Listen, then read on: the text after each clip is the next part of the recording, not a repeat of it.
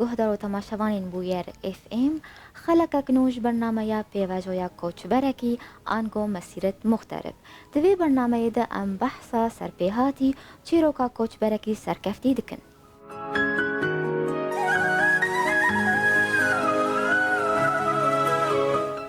میوانی ما یه خلک کره باجار عفرینه زرکر ابراهیم چلویه برز ابراهیم خود ویدی منده ده ناسین ام گهدار و تماشای ویبن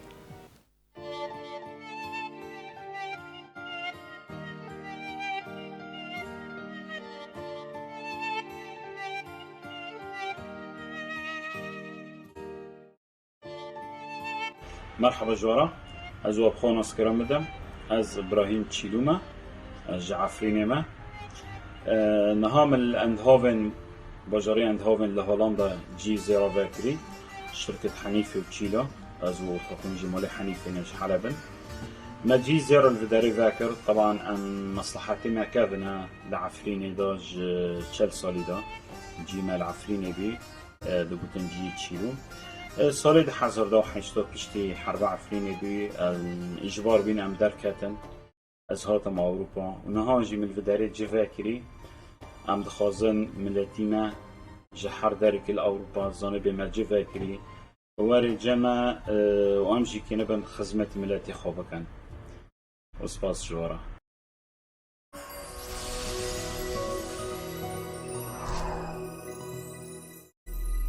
ما خوش به برز ابراهیم تو بخیر هاتیه برنامه ما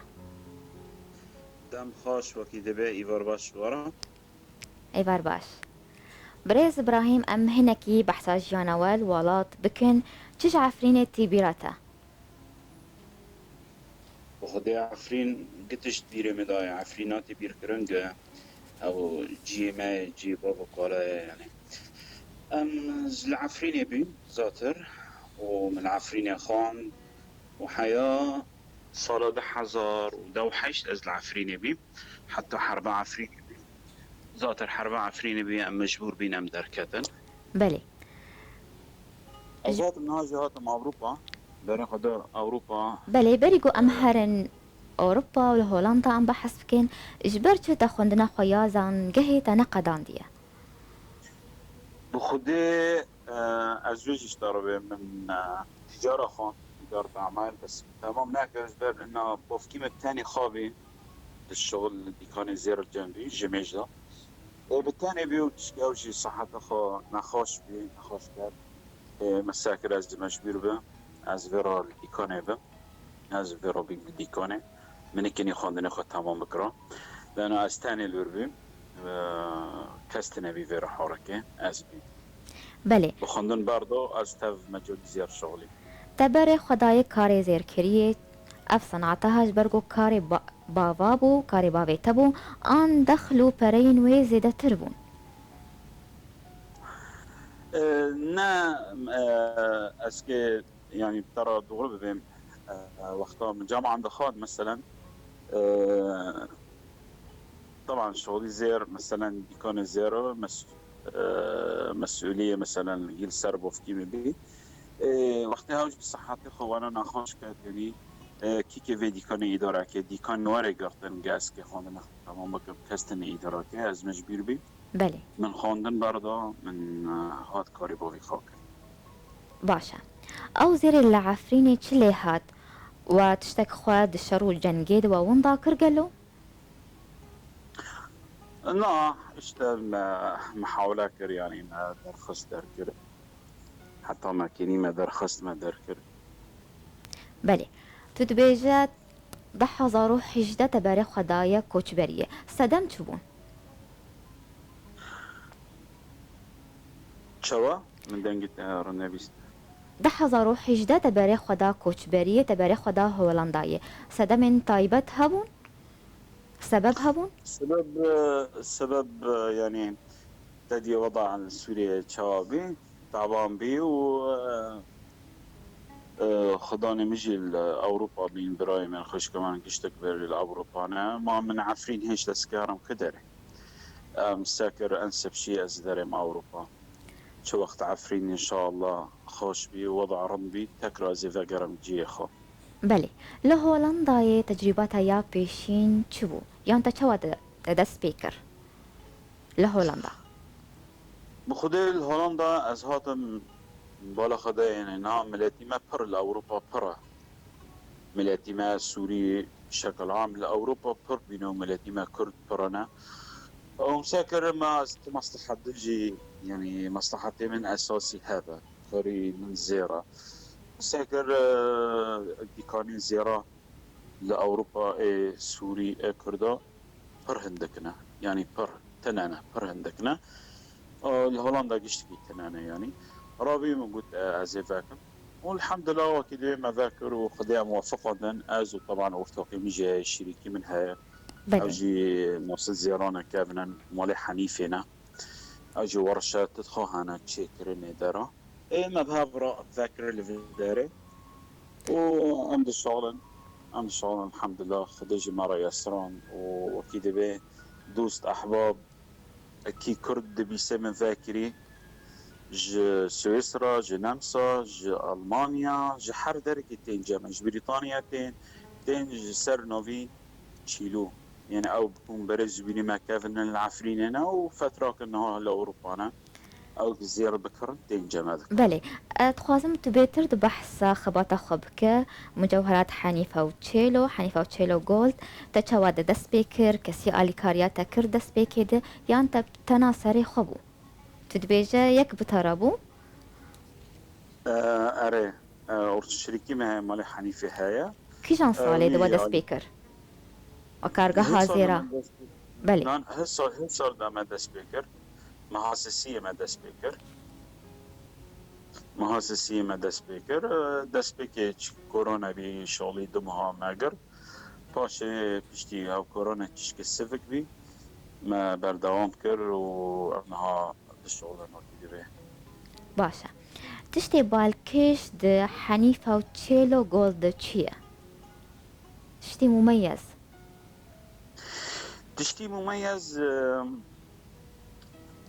تشتي مميز زيرينا مميزة موديلات تدما موديلات تصميم دام دار خنجي مميزة نوك سوكيا هنجي موديلات خاشنا وتشتي دي مميز مثلا بخا تشي دكن بخا تصنيع دكن وقت بخا تصنيع كيجي او سعروي هندك تكلفة سر الزبون ما تزوني شو نعم جدار واتينا بخا تشي دكن وعم بخا دفروشن وانا بي سعري ما جي باش دبي سعر هندك كيم دبي جبروي سببه الحمد لله شغلي ما رنده خديها موافقة الزبيني ما هنا تبينن سعر ما مناسبة جمع ذكرن وبضاعة مجي مميزة يعني باشا جورين زيرا وش كدري هونتينن شكيجان ولاطة بخدي ورشة هنا مثلا لدبي هنا لأرمينيا هنا مثلا لإيشا أوروبا دا ورشة هنا دينا يعني وتشكيجان زيرا ترازية شكو داري نا زيرا أبر شركة حنيفة تزاني أو بخا يعني سورينا شحالة بينا أو زير قشتك يعني أو تشيدك بخا بلي تزاني وقشتك عيار بيستو ياكا مثلا عيار حيشلات تشيناكن عيار السفك تشيناكن دي عيار قشتك عيار بيستو ياكا بله بريز إبراهيم چند كارمند لرخوا كاردكن قالوا بيانين يان كردن لا هذول من عرب هاي مرة أو كردجي يعني بله صنعت كاري اي زيرا اي كرد لأوروبا هنا أري هنا لألمانيا هنا للدنمارك هنا هنا أري بس نقرنا يعني هندكنا أو صنعت كارن موديلين زيرا تشيبكن هنا تشيبكن أري باشا کی بهتر زیران دکرن جنین کردان لهولندای آن خلک هولندا بخوا وگو امزان خلک اروپای بگشتی کم زیر خود کن. نها اوروبي بخا زير برناكرن يعني او دكرن جي پر هندك عم ببين اجبو نشانك خطبي مثلا او بشتريك خطبي ذكرن يا سلسالة كان ناعم تشتكي انا خفيف ذكرن يعني انها وجين ديرا انا بيو مودا زيرا بر ذكرن بس كرد بر ذكرن كرد جزيرة حز ذكرن كرد خاذ مثلا دواتي خاذكن شهية خاذكن زيرا بر حز ذكرن مثلا مش كامبرا وج زنجيرة وتشتي جران يعني الجزيرة برحازك تشتي دي جي في داري مثلا انسان في داري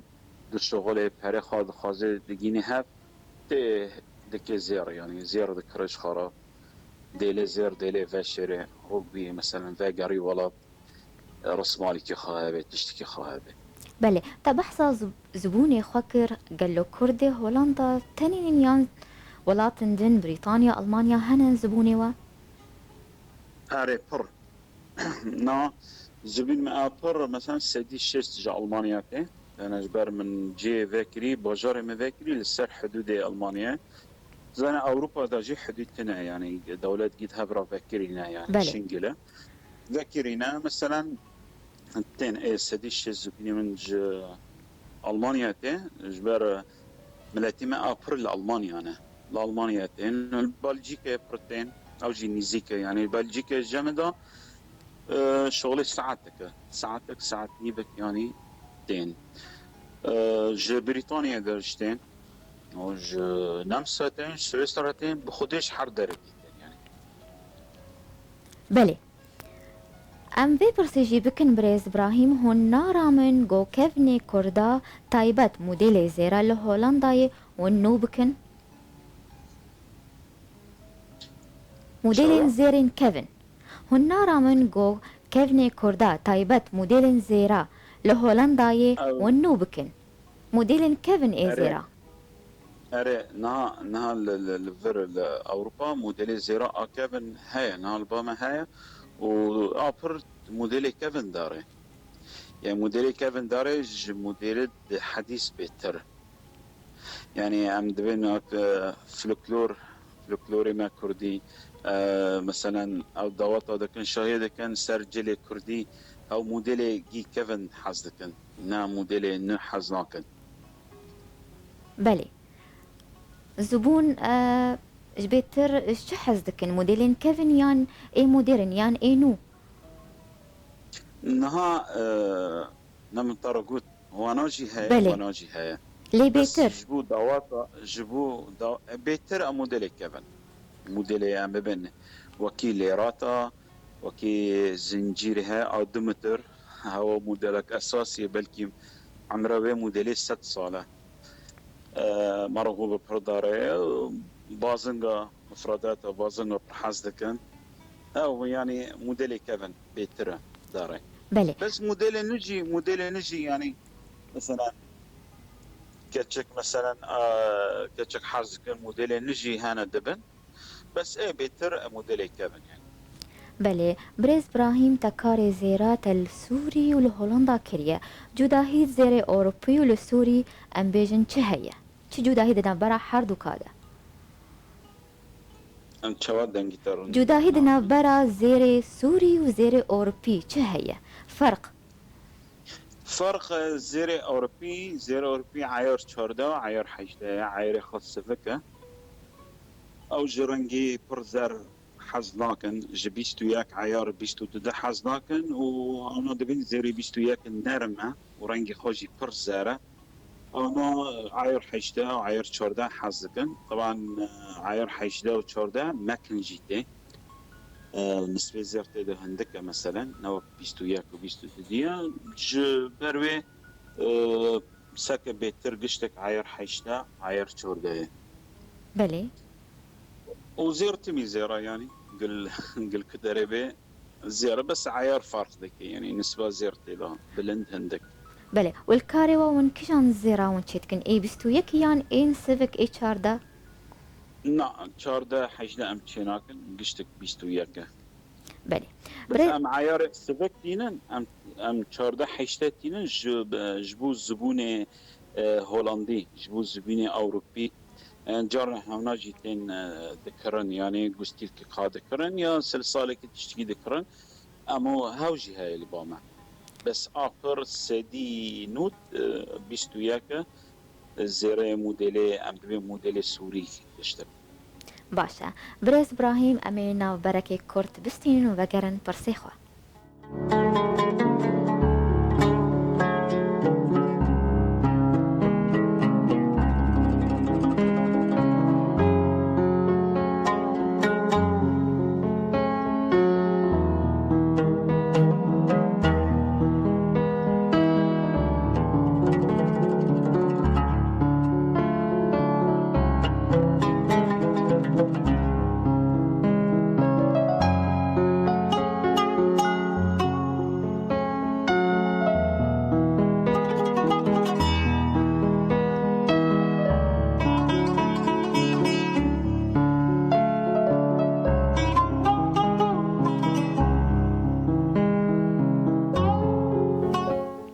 جار كدن هون بخير هاتنا گهدار و تماشاوانین بویر اف ام دبی خلقانو جبرنامه پیواجویا کوچ برکی میوان خلقامه زیر کر ابراهیم چلو شهولندای مرایه جار كدن تو بخير هاتیه بريز ابراهیم. صاوه سپاس بريز ابراهیم بوهای زیرا سوری اورپی وک هون گلو لجمن ها نرخ زیرا دکهجه 100,000 لیره سوری چاوای لهولندای. جامعه از باور دکم سر سدی رابه بله گرک 110,000 به 112,000 بله سر به صدي 100,000 سورية ليرة سورية. اره نهاد سعر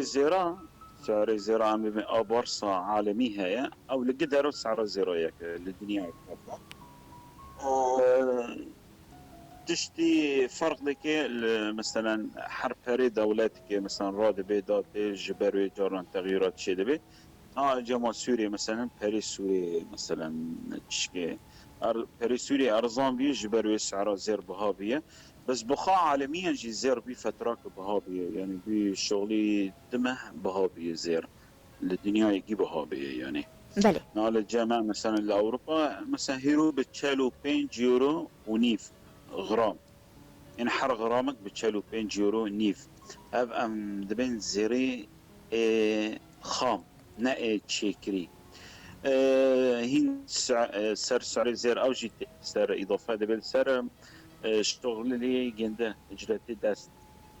تشيكرنا جنده بله او جي مثلا او جي تسر هين بهذا به مثلا ام من جامعه سوري قرصد ده حضري مثلا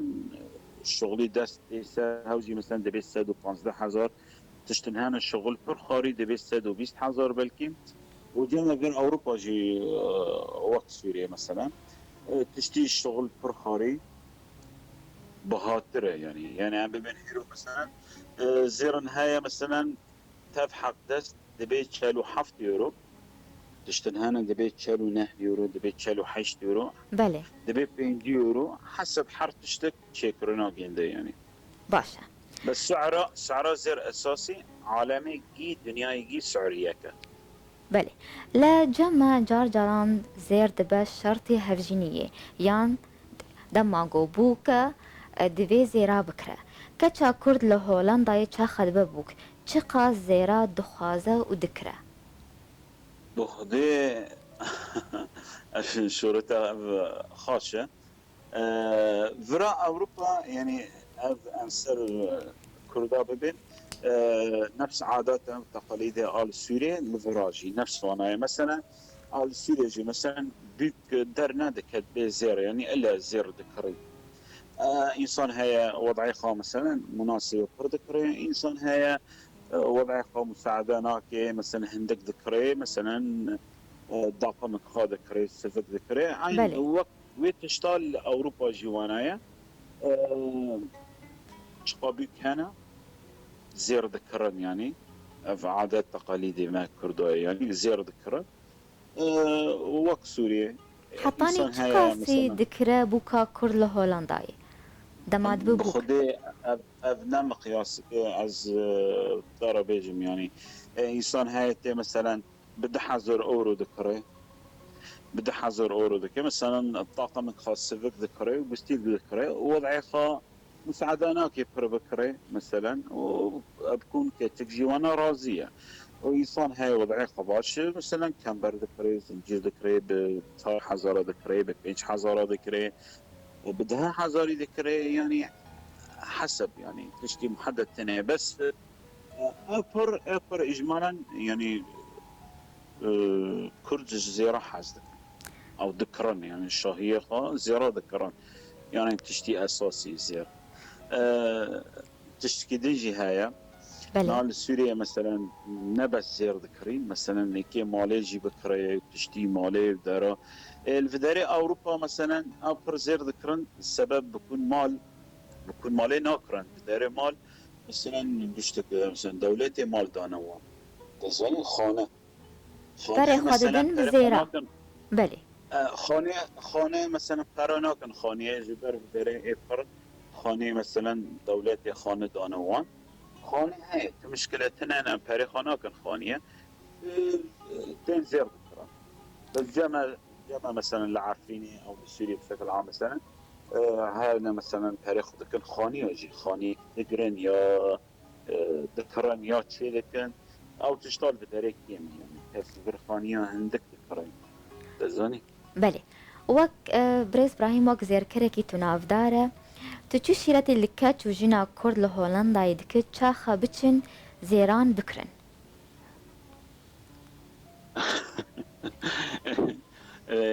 يعني أكيد أسكيب زيران زيرا بكرن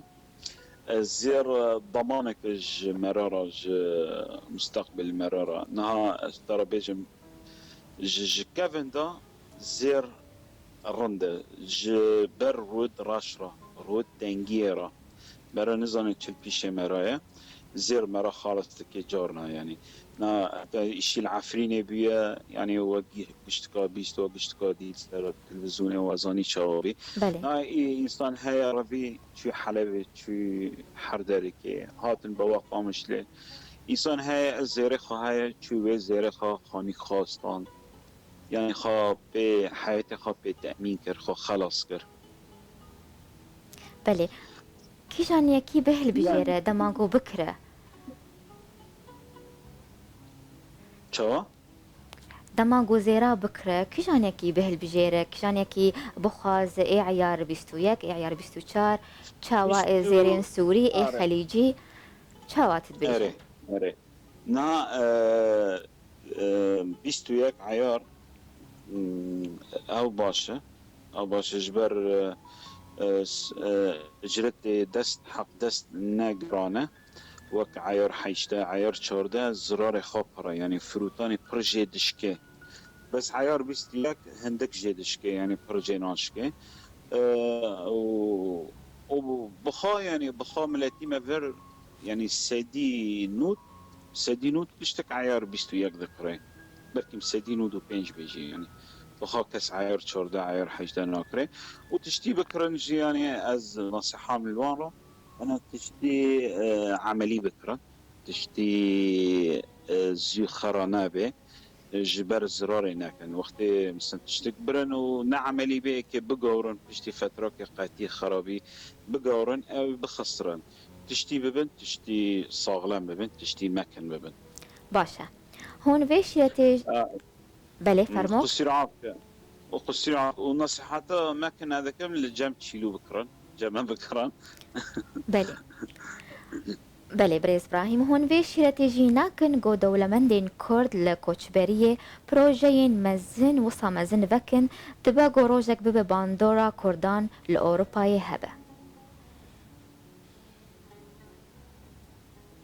شاوت كني بس دنگ تشكي خاتشي بس از فرصة خواه دوباره بكم هون في شيرتيجي ناكن جو دولمندين كورد لكوچبريه بروجين مشاريع استثمارات وصا مزن وكن دبا جو روجك باندورا كردان جي لأوروباي هبه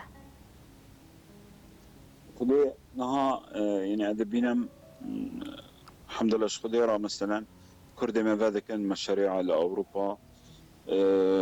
برا مشاريع هنا ذاكرنا وافتشتا مرة كيفتك يعني بله. كيفتك مرة بقيني درب به وإن شاء الله إن شاء الله از وكيد به از باور دكم إن شاء الله هين مشاريع بتربى ببن ونافي ما بقيني يعني ملتي ما بقيني إن شاء الله إن شاء الله جبودة من بيت بروجين تهنا شو مشاريع تهنا بخدي مشاريع من از خد كاري خدا هين ما كنت بكم وهين حتى كان بخدماتي ملاتي خوكم وإن شاء الله از باور دكم إن شاء الله نيزيك دا أمي ذاقرن عفريني العفريني جي خاتك رو ذاكن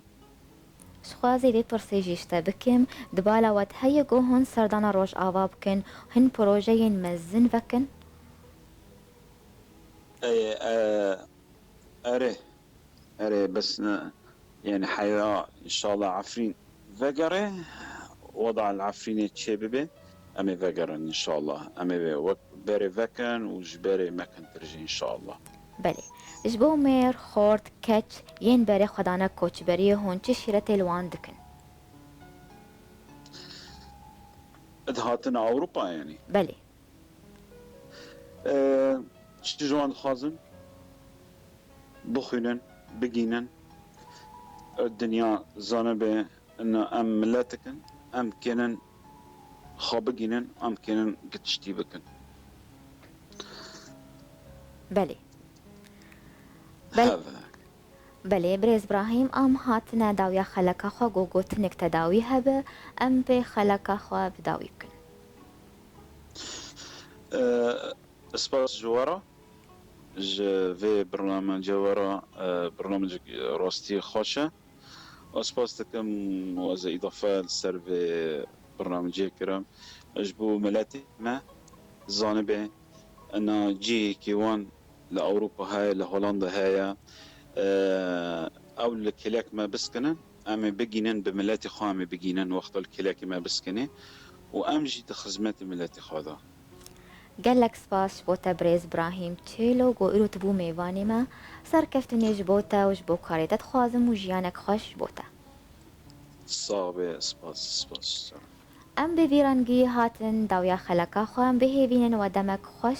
مردر باز کرن سپاسیا هر کسی گل ما گهدار کر و المتما شکر سپاسیا میوانی خود کم براهیم چیلو گوش هولندای مرابو حتی جارک دن چارشمک دن بمینین کیفو خوشی